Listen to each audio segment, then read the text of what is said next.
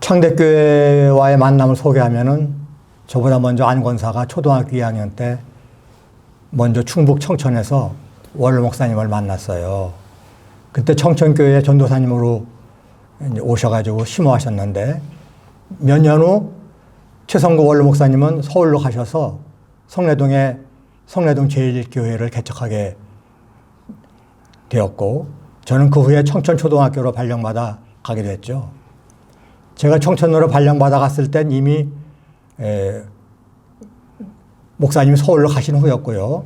저는 청천에서 교사를 쓰면서 안재화 권사를 만나 결혼하고 살고 있었는데 느닷없이 서울 의례초등학교로 발령을 받게 됐습니다. 그래서 서울로 오게 되었고 성내동 제1교회 등록을 하게 된 거죠. 그 인연이 지금까지 40년이 넘게 지났고요. 저를 청천에 보내신 것도 또 안권사를 만나게 된 것도 서울로 올라가게 된 것 다 창대교회를 만나기 위한 하나님의 계획이 아니었나 생각을 합니다. 그때 우리 둘째 딸이 재수를 하고 있었어요. 재수를 할 때 40일 기도를 하면서 목사님께서 수능 시험까지 매일 하루에 이제 특별 기도를 하면서 매일 하루에 1점씩이 올라가게 기도를 하라 이렇게 말씀하셨을 때 저희들이 이제 그대로 순종하면서 40일 기도 후에 수능을 봤을 때 정말 40점이 올라간 거예요.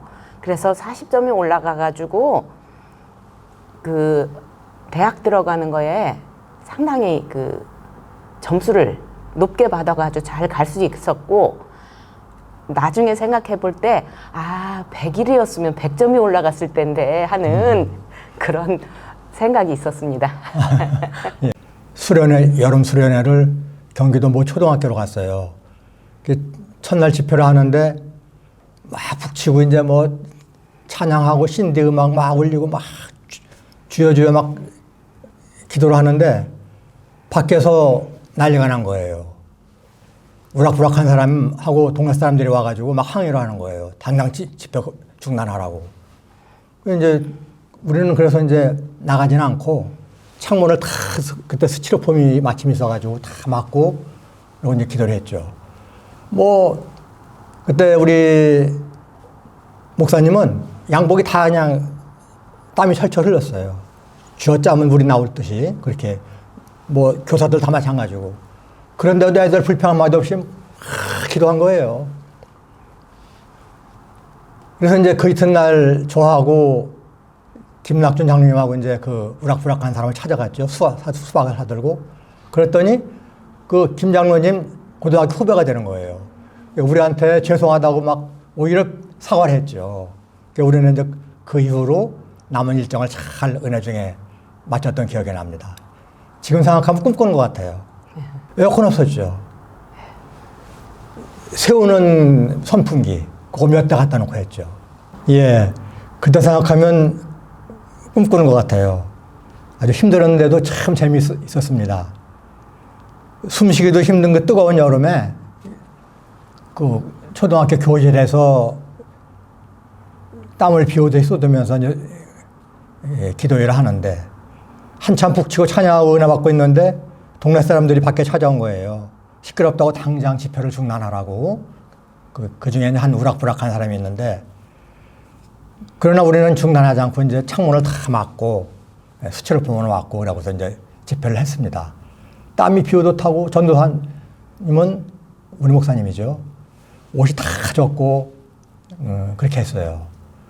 그런데도 불구하고 아이들은 불평 한마디 안 하고 쥐어쥐어 부르짖으며 이제 기도를 했죠. 그 이튿날에 이제 저하고 김낙준 장로님하고 찾아가서 그 사람을 찾아갔어요. 오락부락한 사람을. 그랬더니 김 장로님 고등학교 후배가 되는 거예요. 그래서 우리에게 오히려 사과를 하고 앞으로 집회 잘하라고. 그래서 남은 일정을 잘 마치고 왔습니다. 예배는 하나님과 약속이라고 생각을 합니다. 약속은 철저히 지켜야 되겠죠. 그렇다고 제가 무슨 의무감을 하는 건 아니고요. 그냥 예배가 좋고 하나님 앞으로 나오는 게 좋아서 예배를 제 삶의 가장 우선 순위로 생각을 했습니다.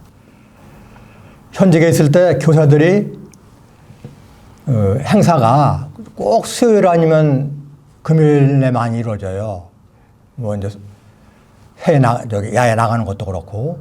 그러면 저는 항상 수요 예배, 금요 철야 예배 오는 게 걱정이 됐거든요.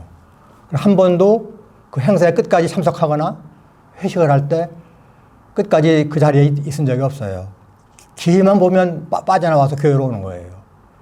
심지어는 저 소양강 갔을 때, 또 양평에 갔을 때도 이거 어떻게 하면 서울로 빨리 내가 올라가지?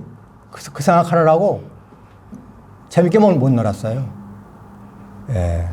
그러나 그렇게 예배에 참석하면 제 마음이 무척 기뻤고, 예. 지금도 주일이면 어린아이처럼 주일을 기다린답니다. 예. 그때 첫 주철야는 지금 우리가 9시에 하는 그런 철야가 아니고 밤 1시에 시작을 해서 한 3시까지 예배와 기도를 이어나갑니다. 물론 그때 우리 박진애 사모님이 주관하셨지만은 우리 또 최영도 그때 동사 목사님께서 주관하실 때도 있었고요. 저는 그러고 바로 집으로 오는 게 아니고 5시 새벽 예배까지, 그러니까 1시부터 5시 반 내지 6시까지 교회에 있다가 집으로 오는 거죠.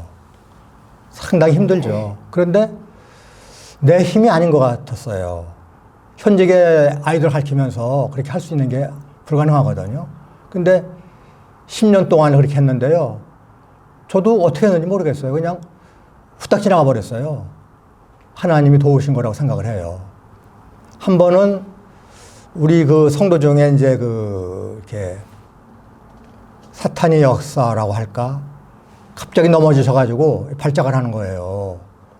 그게 이제 성도들이 쭉 모여서 이제 이렇게 팔을 붙잡고 막 이렇게 이제 억제를 시키는데 눈이 시퍼렇더라고요. 막 침을 뱉어요, 아무한테나. 그게 이제 그때 우리 이제 최영도 목사님하고 저하고 팔을 붙들고 이렇게 이제 목사님이 기도를 해주시는데 잠잠해지더라고요. 진정이 되는 거예요. 그러면서 그렇게 막 침 뱉던 그 분이 담임 목사님한테는 눈길도 못 줘요. 눈길도 못 주면서 침을 못 뱉어요. 그래서 역시 담임 목사님이 영권에 계시구나. 그래서 이제 정신이 온전해져가지고 이렇게 이제 철야를 계속한 적이 있습니다. 그때 우리 이제 최성우 목사님, 담임 목사님 시절이죠. 그 중직들한테는 작정을 시키는 거예요. 총동원 주일 6,000명을 목표를 정해놓고 장로, 안수집사, 권사들한테는 작정을 시키는 거예요. 이름을 불러가면서.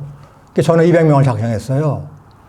그게 몸 달죠. 참, 밥맛도 없어요. 200명을 어떻게 그걸 채워요. 그래서 이제 뭐 부끄러움도 없고 창피한 것도 없고 학부모들한테도 막 부탁을 하고 그렇게 했어요.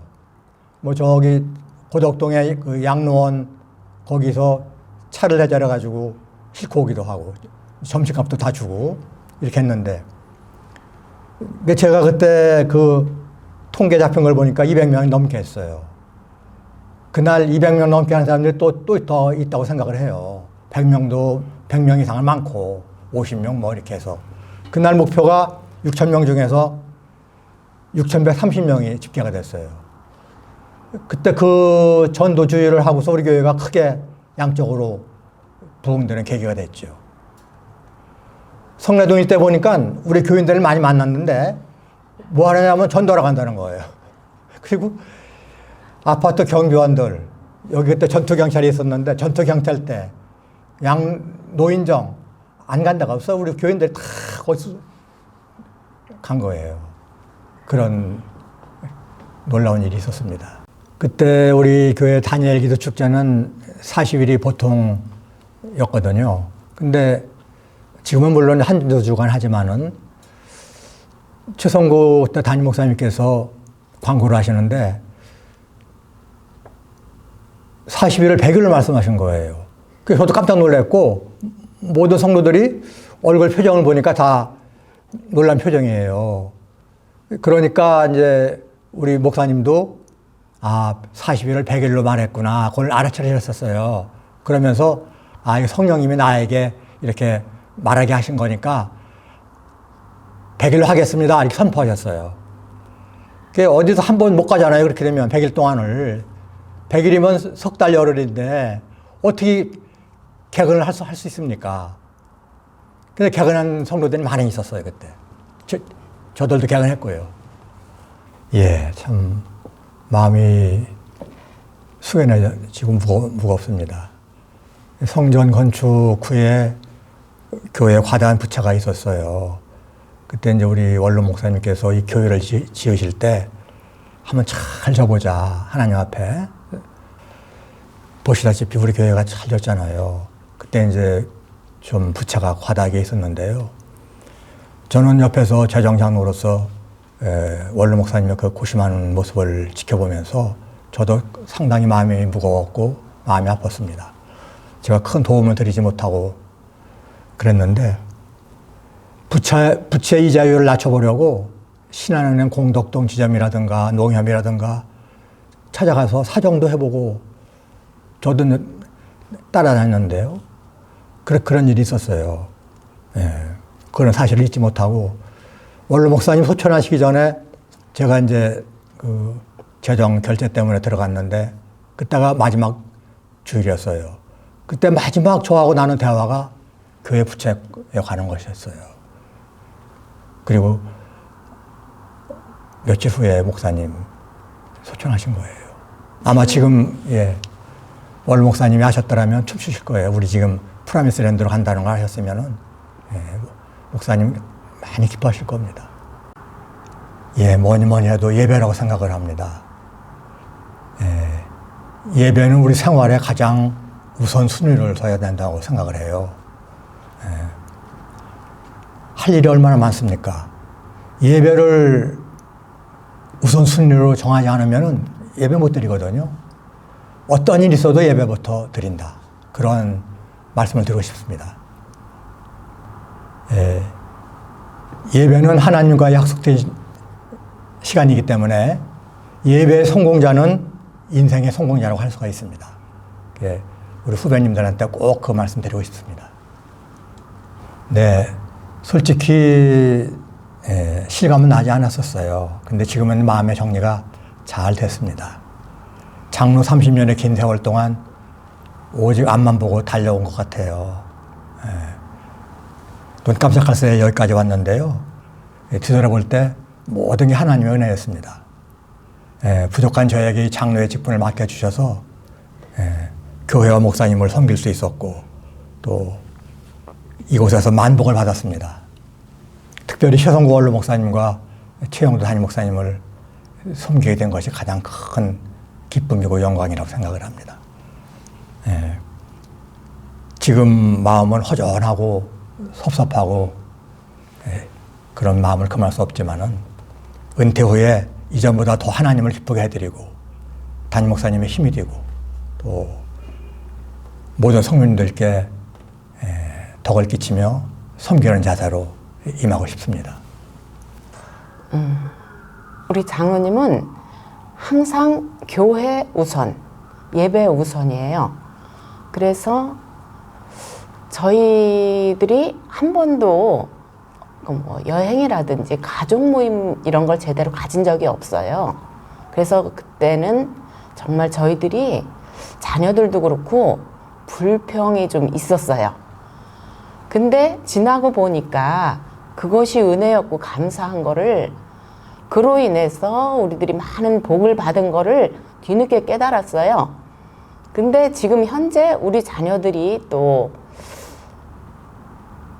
그 길을 또 장로님 한 거와 같은 그 기도 생활이라든지 신앙의 계승을 해줬다는 것이 너무 감사해요. 그래서 어떤 일이 있을 때 우리 자녀들이 기도할 수 있고 또 그로 인해서 또 많은 응답을 받으면서 신앙의 체험을 할 수 있는 것이 정말 감사하고 이제 은퇴 후에도 우리 장로님의 길을 또 인도해 주실 줄 믿고 기대를 많이 합니다. 우리 장로님 그동안 감사했고 수고 많이 하셨습니다. 하나님을 만나는 장소는 물론이고 저의 보금자리와 같다고 생각을 합니다. 교회 오면 마음이 편해지고 교회를 위해서 충성을 하면 마음이 기쁘고 또 목사님 만나서 만나는 게 좋고 목사님 말씀 순종하는 것이 기쁘고 성도들 만나는 게 그렇게 좋았어요. 그래서 주일날 오는 게 그렇게 기대가 됩니다. 그리고 평생 내가 여기서 하나님 부르러 가실 때까지 오라고 하실 때까지 여기서 내가 모든 걸 부족하지만 바치겠다 이런 마음이 듭니다.